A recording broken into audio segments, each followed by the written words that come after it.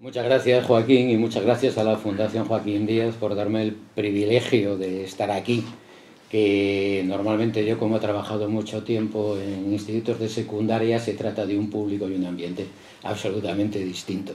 O sea que espero no aburrirles y abrirles algunas ideas sobre la importancia de Menéndez Pelayo en este campo del estudio de los romances, que es en lo que me voy a centrar. Quería empezar por leer una cita. Los romances son un collar de perlas.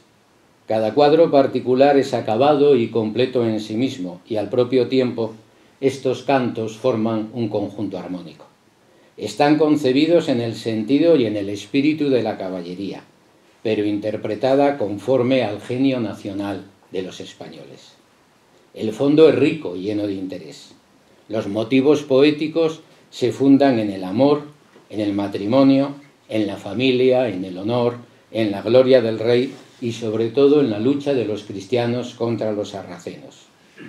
Pero el conjunto es tan épico, tan plástico, que la realidad histórica se presenta a nuestros ojos en su significación más elevada y pura, lo cual no excluye una gran riqueza en la pintura de las más nobles escenas de la vida humana y de las más brillantes proezas. Todo esto forma una tan bella y graciosa corona poética que nosotros, los modernos, podemos oponerla audazmente a lo más bello que produjo la clásica antigüedad. Son palabras de la estética de Hegel en una traducción que hizo el propio Menéndez Pelayo. Era esperable que Menéndez Pelayo se alegrara con estas alabanzas. Este estudioso alemán, al que él admiraba y elogiaba sin reservas, él se declara totalmente hegeliano y dice de Hegel que era un hombre que no era artista por la forma, pero que por el pensamiento creador era igual a los mayores artistas del mundo. Este hombre coloca los romances españoles a la misma altura que la Odisea o la Eneida, las obras más bellas de la antigüedad. Y además Hegel no tiene reparo en hablar de un genio nacional de los españoles, de unos romances en los que elogia el interés temático, el espíritu caballeresco, la riqueza de la pintura, que pone de relieve los asuntos que tratan los romances, que son moralidad, matrimonio, familia, honor, patriotismo, gloria del rey, y religión, lucha de los cristianos contra los sarracenos. Pero no obstante, a pesar de esta consagración europea que supone para los romances ser citados en una estética que se difunde por toda Europa, Menéndez Pelayo pone muchos reparos a las ideas de Hegel, lo corrige, matiza sus alabanzas y separa lo que son los romances viejos del resto del romancero. Y no vacila en advertir que Hegel había hecho una lectura falsa y sesgada. ¿Por qué? Por las traducciones. Dice Menéndez Pelayo: Hegel solo conoció los romances a través de la traducción de Herder. No pudo distinguir los artísticos de los populares. De este aprecio tradicional en Alemania y cuya más alta expresión acabamos de ver, participaron en grado excesivo los romances artísticos de finales del XVI o principios del XVII, que andan mezclados con algunos de los viejos en la colección de Escobar, de donde pasaron a las traducciones. Y no hay duda de lo que se admiraba como popular en las primeras décadas del siglo XIX, aún por los críticos y estéticos de más remontado vuelo que produjo la escuela brillante, la escuela romántica, era ingeniosa y brillante fabricación de los contemporáneos de Lope de Vega. Esta colección de Escobar, a la que alude Menéndez Pelayo, es la que se tituló Historia del muy valeroso caballero el Cid Ruy Díaz de Vivar en lenguaje antiguo, recopilada por Juan de Escobar, que fue publicada primero en Lisboa en 1605 y después en Alcalá de Henares en 1612, ya con el título de Romancero del Cid. Como indica Menéndez Pelayo y otros confirman, es una colección que mezcla sin ningún criterio romances antiguos y romances nuevos. Tiene Menéndez Pelayo motivos para disentir. Es un pecado de falta de discriminación, de mezcla de poemas que están separados por cientos de años, de obras de literatura popular y de literatura culta, de recepción como una obra única de lo que era mezcla de muchas obras. Todo ello induce a error. Y Menéndez Pelayo, que conoce muchas de las tradiciones europeas, indica que eso pasa en Alemania con la de Herder, en Inglaterra con la de Lockhart, en Italia la de Berchetti y la de Pietro Monti, y en otras traducciones europeas por otros traductores.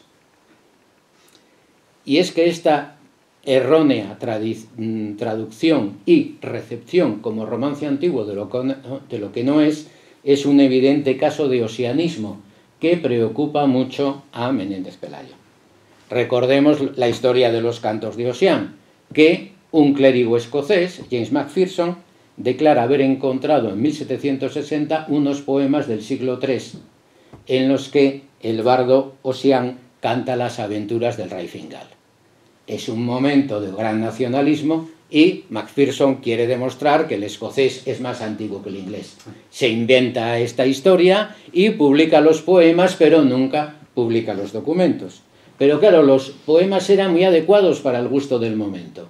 Y entonces se extendieron por toda Europa, una Europa que hablaba de las voces de los pueblos, del Volksgeist y de la poesía primitiva, y todos los románticos, todos los críticos románticos que querían que existiera esa poesía, la recibieron entusiasmados. Y durante 40 o 50 años estos poemas se dieron como ciertos, hasta que por fin el doctor Johnson, Samuel Johnson, a finales del siglo XVIII, demostró que eran una falsificación. Y entonces los críticos alemanes se quedaron sin sus poemas primitivos. ¿Qué hicieron? Se volvieron hacia los romances. En los romances se encontraron esos poemas primitivos que habían perdido con los cantos de Ossian.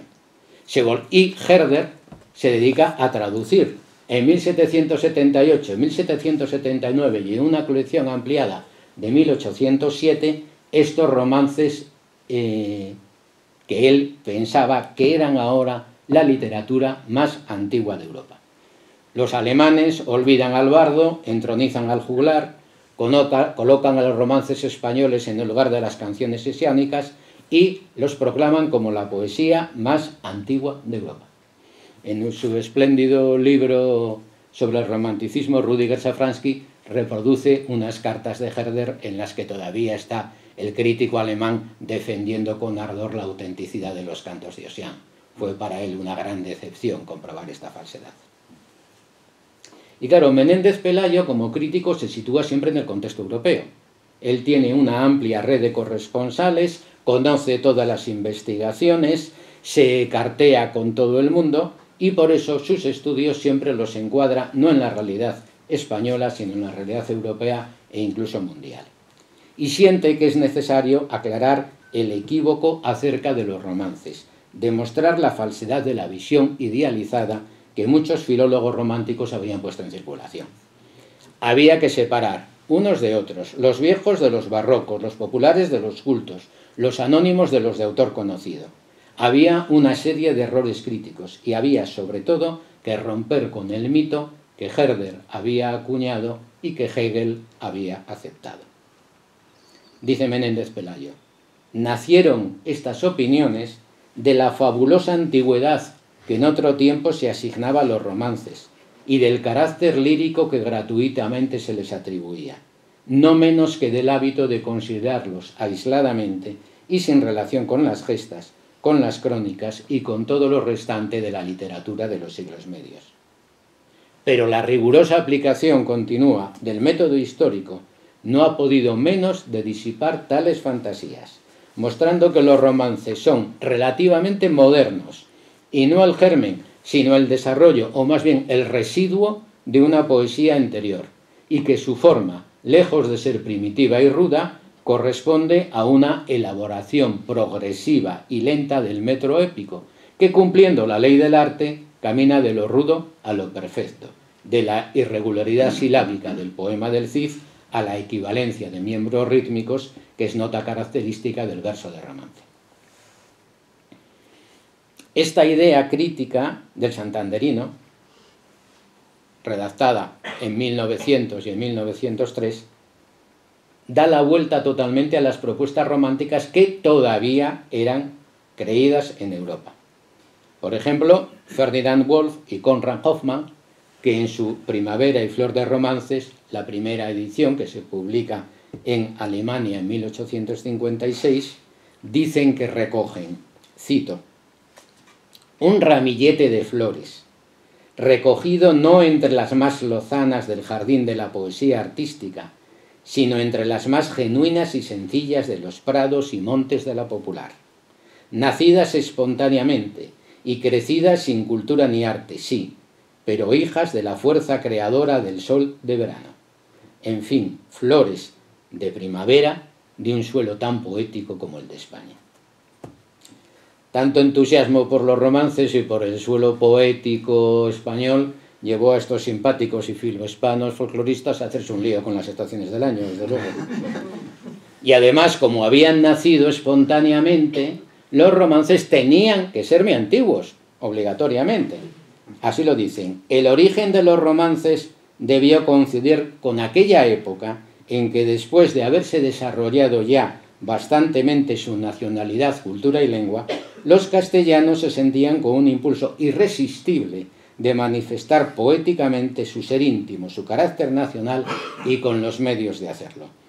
Y antes que la poesía artística comenzara a diferenciarse de la popular, es decir, en la época que media desde el siglo X al XII. De manera que los romances serían la perfecta manifestación de esa voz de los pueblos que querían encontrar los románticos y se presentaban como las más antiguas obras de la literatura española, entre 200 y 300 años anteriores al poema del Cid. No hay ningún testimonio, por vago y endeble que fuera, de la existencia de esos romances, pero el entusiasmo romántico de estos filólogos no iba a desvanecerse por eso. Dicen, es verdad que, como queda dicho, no tenemos documentos o muestras de tales romances primitivos.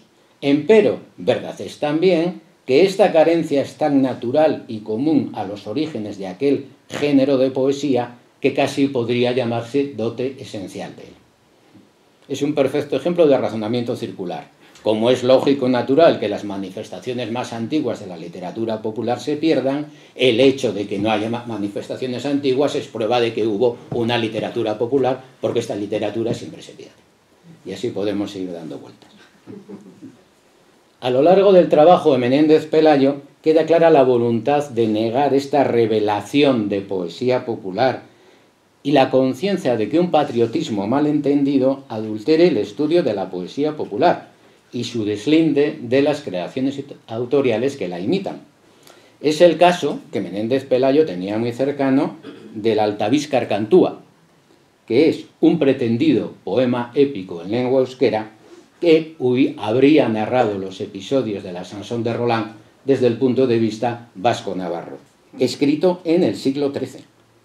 El Altaviscar Cantúa fue publicado en 1834 en una revista francesa, el Journal del Institut Historique de París, y tuvo gran popularidad y fue aceptado durante más de 50 años hasta que Wentworth Webster, que es un clérigo anglicano experto en temas de historia vasca y que está enterrado en Deva, Guipúzcoa, con una lápida en euskera que pone amigo de los vascos, estableció que el texto, digo yo para decir que no era un antivasco, estableció que el texto había sido escrito en 1834, el mismo año que se publicó por el secretario de la revista, y que había sido traducido por un amigo vasco.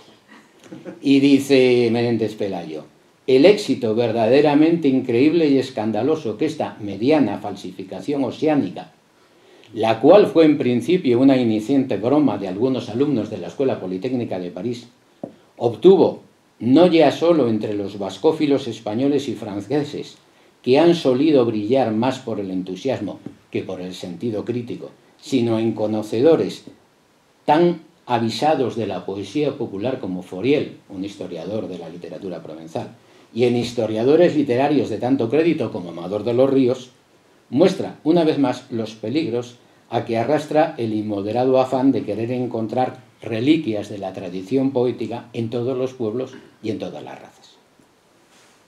Y claro, esta preocupación de Menéndez Pelayo no se dirige solo hacia la falsificación boscuense, que recordemos, había sido demostrada su falsedad apenas 10 o 12 años antes, sino a las lecturas sesgadas que todavía se hacían del romancero en España y fuera de España.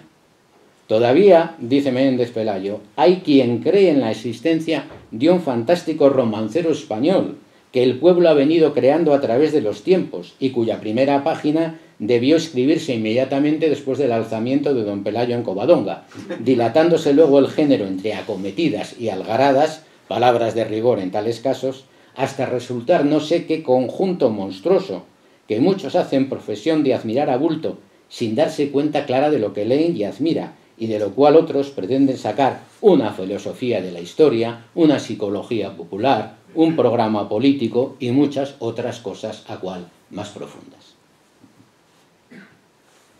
Frente a todas estas inducciones, deducciones y suposiciones a que tan aficionados eran los filólogos románticos, Menéndez Pelayo propone estudiar los romances de manera absolutamente histórica y positivista.